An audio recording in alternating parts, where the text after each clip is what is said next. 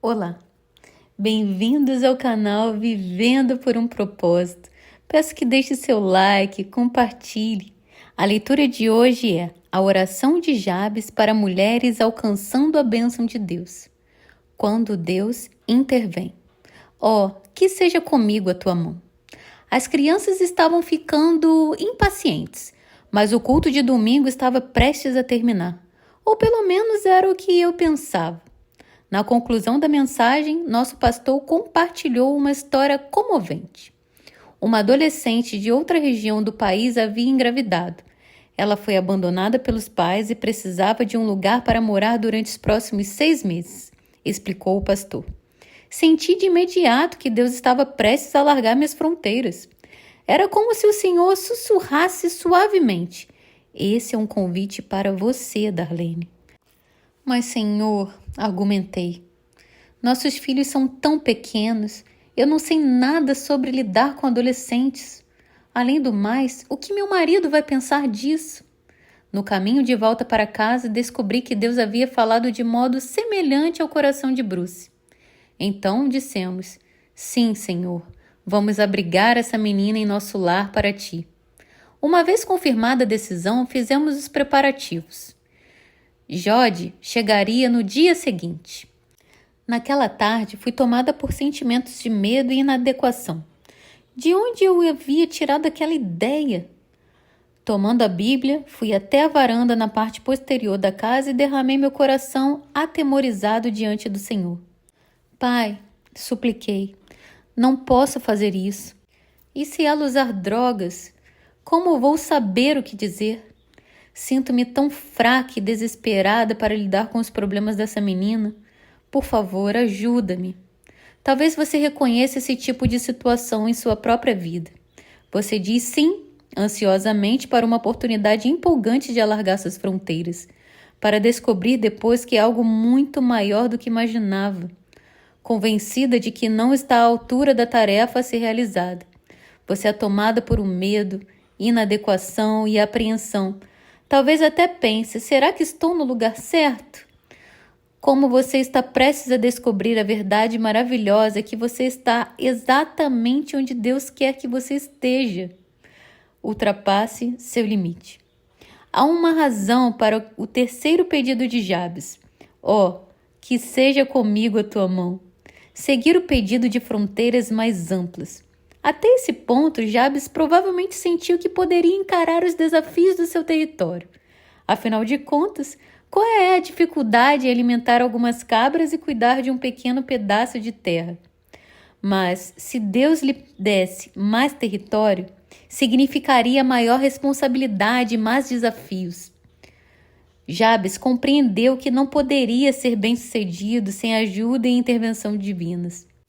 Da mesma forma, é impossível que você tenha se sentido capaz de lidar com o que vinha pela frente antes de começar a pedir que suas fronteiras fossem alargadas.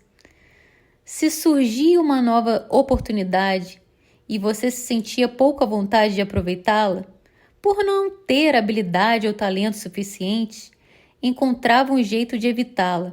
Fazia de conta que não notara aquela mulher chorando sozinha no restaurante, ou dizia a si mesma que estava ocupada demais para ministrar a mulheres de sua vizinhança, ou o escritório.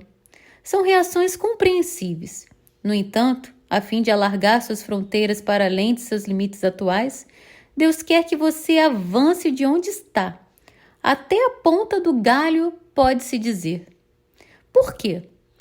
Não é para Ele deixar que você fique pendurado ou caia, mas sim para que você aprenda a clamar pela mão dele, a ajuda dele, o toque dele em sua vida. Só então ele poderá realizar por seu intermédio aquilo que você não é capaz de fazer sozinha. E só então ele será glorificado por suas realizações, pois, obviamente, elas não poderiam ter acontecido de maneira diferente. Que imagem íntima as palavras "que seja comigo a tua mão" transmitem. Pode-se ver um Deus amoroso colocando a mão sobre você, de modo que o poder e a presença dele estejam presentes no momento em que você precisar. Você deixa a zona de conforto e entra num território desconhecido em nome de Deus. Essa é a descrição exata do que Ele quer fazer por você, por seu Espírito. No Antigo Testamento, a mão de Deus representava seu poder, sua presença e sua provisão a seu povo. Quando Jabes orou pedindo a mão de Deus, estava pedindo que Deus lhe desse todo tipo possível de ajuda divina para cada desafio ou oportunidade que se apresentasse diante dele. No entanto, Jabes teria experimentado a mão de Deus de uma forma nova e ainda mais dramática se tivesse vivido no tempo de Jesus. Você sabe, os discípulos também estavam motivados e dispostos a expandir suas fronteiras. Judéia, Samaria e o mundo todo, quando Jesus os fez parar. Determinou-lhes que não se ausentassem de Jerusalém, mas esperassem a promessa do Pai, a qual disse ele: de mim ouvistes. Atos 1:4. Os discípulos devem ter pensado de que poder precisariam, uma vez que haviam sido treinados durante 3 anos pelo próprio Jesus, observando-o a trabalhar, ouvindo-o orar. Contudo, no dia de Pentecostes, a mão de Deus, seu poder e presença, viria sobre eles na pessoa de seu Espírito Santo. Atos 1:8. Só então receberam o poder de realizar os atos milagrosos relatados no livro de Atos. Atualmente, você e eu recebemos o Espírito Santo de Deus no momento da nossa salvação. Atos 2:38. Deus deseja tanto ansiosamente estar conosco que coloca seu próprio Espírito em nós. Isso ocorre no instante em que aceitamos, pela fé, a morte de seu Filho na cruz como forma de pagamento de nossos pecados. Ele deseja passar não só a eternidade conosco, como também o dia de hoje. Porém, você e eu podemos escolher entre ignorá-lo ou convidá-lo a fazer parte de nossa vida diária. E claro que é para nosso próprio bem que devemos seguir a ordem de andar no Espírito. Gálatas 5:16. Ser guiados pelo Espírito. Gálatas 5:18. E nos encher do Espírito. Efésios 5:18. Continuamente. Quando pedimos a nosso Pai Celestial que coloque a mão sobre nós, rogamos que sua presença e provisão venha a nós pelo poder do Espírito Santo. Não estamos buscando nosso poder, mas sim o poder de Deus habitando dentro de nós e agindo por meio de nós. Não surpreende que sentir a mão de Deus sobre nós seja essencial em nossa busca de alargar fronteiras. Ele nos concede discernimento, poder sobrenatural, encorajamento e força para realizar a vontade dele, exatamente no lugar em que clamamos por ele. Existe, porém, algo que não quero que você deixe passar. Não devemos pedir que a mão de Deus esteja conosco apenas nas situações de ministério ou oportunidade de expansão de nossas fronteiras. A mão de Deus tem o mesmo poder e pode ser igualmente pedida em outros tipos de situação que enfrentamos a dia. Quando pedimos, que seja comigo a tua mão, não estamos pedindo a Deus, que esteja comigo a tua mão durante a hora em que faço esta palestra. Estamos pedindo que a mão de Deus esteja conosco em todas as situações. A mão de Deus em ação. Você compreende o que significa pedir a mão de Deus esteja com você e por que precisa dela.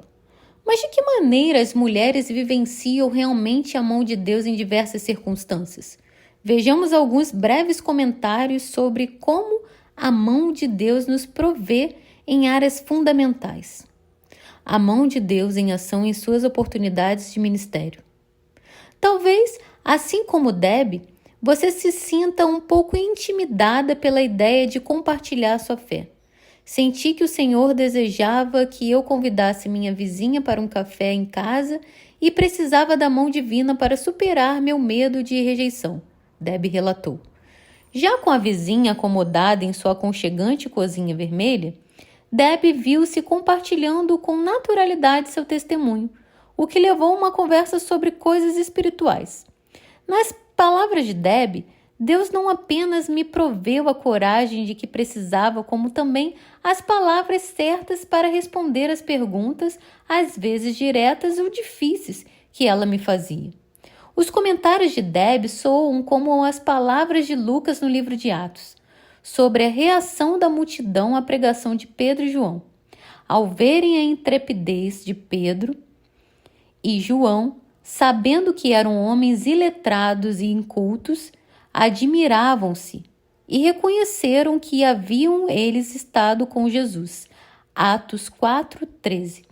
O povo não ficou admirado com as qualificações dos discípulos, mas sim com a falta delas. Isso não quer dizer que Deus não usa nossos dons.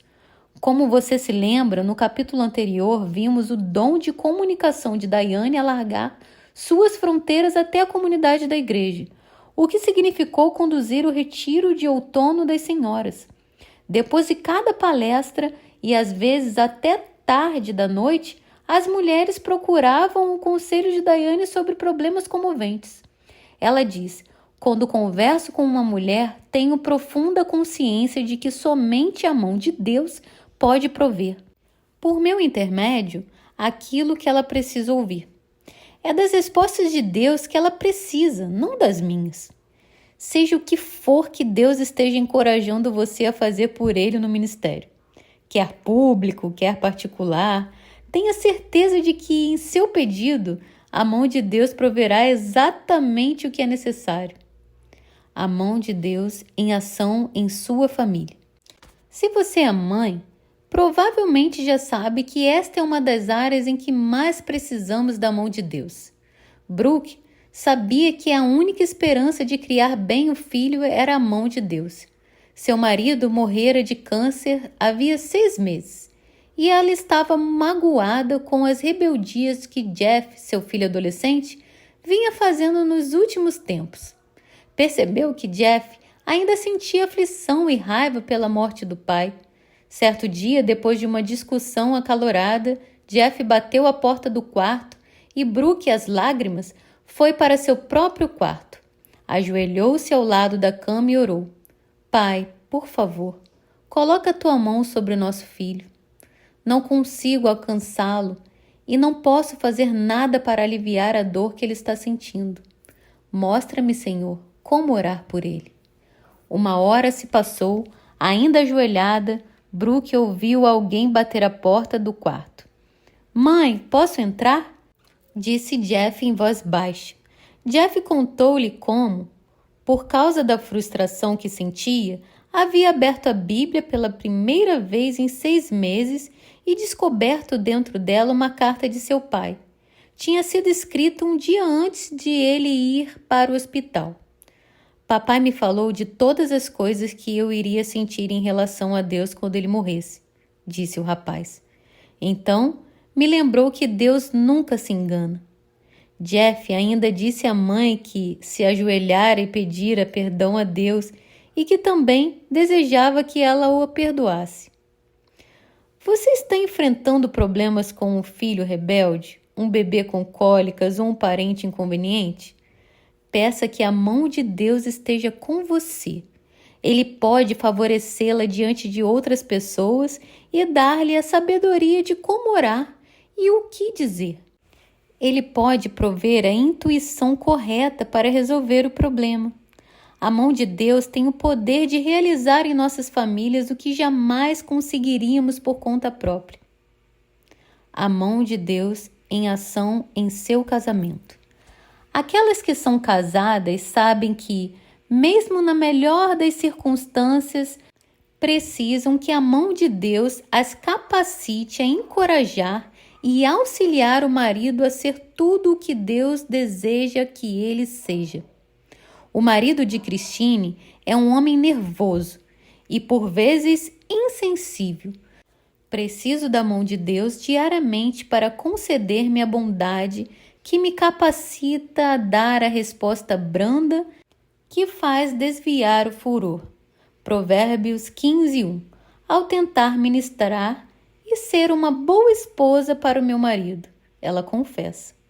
O marido de Daniele é doente, de modo que ela vê a mão de Deus prover de forma diferente. Quando estou exausta, Deus provê a força e paciência de que necessito para amar verdadeiramente aquilo que meu marido precisa, que eu faça por ele, Daniele diz. Sejam quais forem os desafios que você enfrenta em seu casamento, tudo o que precisa fazer é pedir àquele cujos recursos são ilimitados. No entanto, não restrinja seu pensamento de ajuda de Deus apenas às coisas negativas da vida. Talvez seja pelo fato de ter orado pela mão de Deus em sua vida hoje que você tenha pensado, por exemplo, em comprar uma muda de rosas para o novo jardim que seu marido está criando. Ou talvez a presença da mão divina possa ser observada em seu humor, espírito e tom de voz. Pense sobre isso. O Espírito de Deus pode proporcionar-lhe grande percepção sobre como você deve orar por seu marido em tempos de dificuldade, bem como quando as coisas estão indo bem.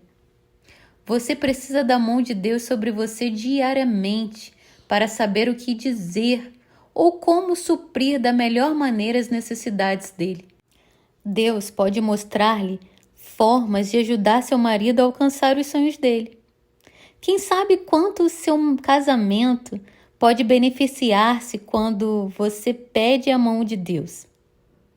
A mão de Deus no local de trabalho.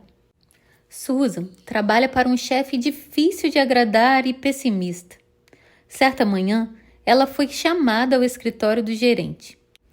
Irado e aos berros, seu chefe começou a fazer acusações falsas contra ela.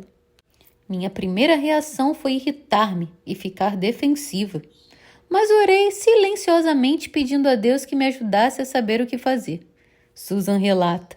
Gentil e respeitosamente, Susan respondeu às perguntas aviltantes de seu gerente. Sua gentileza e confiança foram aos poucos aliviando a tensão da sala. Quando a crise terminou, eu sabia que a mão de Deus provera a paz de que precisava para ficar calma em meio a uma situação explosiva, ela diz.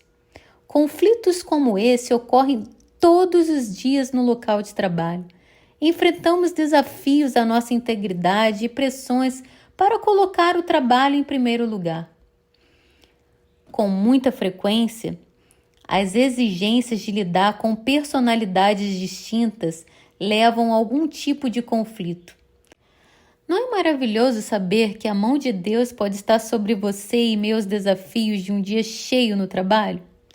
Mesmo que você esteja pensando em milhões de outras coisas, pelo fato de ter pedido o poder e a presença de Deus, você pode experimentar os maravilhosos benefícios de sua proximidade, inclusive a paz de Deus, que excede todo entendimento. Filipenses 4:7. Alcançando a dependência. No começo do capítulo, descrevi como eu estava na varanda, atormentada por dúvidas sobre minha capacidade de lidar com uma adolescente grávida. Deixe-me contar como as coisas se desenrolaram. Enquanto apresentava a Deus uma lista de minhas fraquezas, notei que alguma coisa se movia no piso de cimento perto de meu pé. Olhei-a mais de perto e descobri a menor formiga que já havia visto. E ela estava arrastando uma enorme abelha morta. Observei seu progresso com atenção absorta e pensei: incrível! É como se eu estivesse tentando arrastar um carro pela estrada. Então eu entendi. Se Deus pode colocar força suficiente dentro dessa criatura minúscula para puxar algo 50 vezes maior do que ela, Ele me dará a força de que preciso a fim de realizar por Ele o que parece tão difícil de ser feito. Aquele dia foi um ponto decisivo para mim. Mais um passo adiante da dependência. Percebi que minhas fraquezas não limitam Deus, mas o liberam. Pela minha fraqueza, Deus pode ser grande e revelar seu poder maravilhoso. Não é de admirar que Jesus tenha dito a Paulo: A minha graça te basta, porque o poder se aperfeiçoa na fraqueza. 2 Coríntios 12, 9. Muitas vezes estamos erradas em nosso julgamento sobre como isso funciona, não é mesmo? Quando nos sentimos fracas, em vez de pedirmos forças a Deus, tentamos com afinco ser mais fortes. Talvez até peçamos que Ele nos faça fortes. Contudo, ao agirmos assim, tomamos de Deus a oportunidade de revelar sua força perfeita por meio da nossa fraqueza. A resposta certa consiste em dizer a Deus: não sou capaz de fazer isso, mas sei que o Senhor é. Então todos saberão que o Senhor, e não eu, é forte. Da próxima vez que estiver numa situação em que precise da mão de Deus sobre você, quero que tente o seguinte: escreva uma lista de suas limitações. Então observe que colocou eu sou, eu sou. Eis aí o erro. Deus quer que você se concentre nele e não em si mesma. Você já se perguntou por que Deus se refere a si mesmo como eu sou? Ao longo dos anos, quando me sentia tentada a dizer, mas Deus, eu sou fraca, ou Deus, sou medrosa, achei de grande ajuda imaginar Deus dizendo o contrário. Eu sou sua força, eu sou sua coragem, eu sou o que você precisa, pois eu sou o que sou. Êxodo 3:14, Jó 8:58. Como você pode ver, Deus não está procurando no horizonte a Mulher Maravilha. Ele está buscando ativamente aquelas que creem e confiam nele para fazer o que é humanamente impossível, exatamente como Esther. Para tal conjuntura. Lembra-se dessa história de forma inesperada. Deus alargou as fronteiras de Esther, colocando-a no palácio real, onde se tornou rainha da Pérsia. Um dia, seu primo Mardoqueu informou-a do plano perverso de Amã para destruir o povo judeu, a qual ela pertencia. Então, pediu que ela intercedesse em favor deles perante o rei. Sua reação natural foi de medo e hesitação. Afinal de contas, o rei poderia ordenar que ela fosse morta por causa desse gesto. Então, Mardoqueu enviou a Esther uma mensagem com essas palavras sábias. Quem sabe se para tal conjuntura, como esta é que foste levada a rainha. Esther 4:14. Ela dependeria de sua força e coragem ou se voltaria àquele que é todo-poderoso? Esther enviou uma resposta a Mardoqueu, pedindo que reunisse todos os judeus da cidade e que eles jejuassem por ela, sem comida nem bebida, por 3 dias e 3 noites. E disse: eu e minhas servas também jejuaremos. Foi só no 3º dia que ela se arriscou a entrar no interior do palácio do rei. O restante da história você já sabe. Esther reconheceu que não tinha poder para salvar a si mesma ou a seu povo. Esther lembrou-se de que Deus a havia colocado ali por uma razão, os propósitos divinos e o destino dela. Esther percebeu que precisava da mão poderosa de Deus, fosse qual fosse o resultado de sua tentativa. É assim que as coisas funcionam para você e para mim. Em primeiro lugar, olhamos para nossas fronteiras alargadas e vemos como somos fracas e impotentes para realizar aquilo que nos foi pedido por Deus. Nós nos lembramos de que Deus nos colocou estrategicamente no lugar em que estamos no tempo e na história, de acordo com o seu plano. Por fim, reconhecemos o poder da mão de Deus sobre nós e não queremos perder a oportunidade de experimentar a grandeza de nosso Deus. O toque da grandeza. Pare um instante e pense nas áreas de sua vida que precisam do toque da grandeza de Deus. Talvez queira anotar em seu diário algumas situações em que você sabe que precisa da mão de Deus com você. Comprometa-se a orar da próxima vez que enfrentar essa circunstância em particular, confiando que Deus virá em seu auxílio. Descobri que depender da mão de Deus é um processo gradual. enquanto Jude morou conosco. Jude acabou tornando-se parte da nossa família. O mais importante é que ela, enquanto esteve conosco, se tornou parte da família de Deus.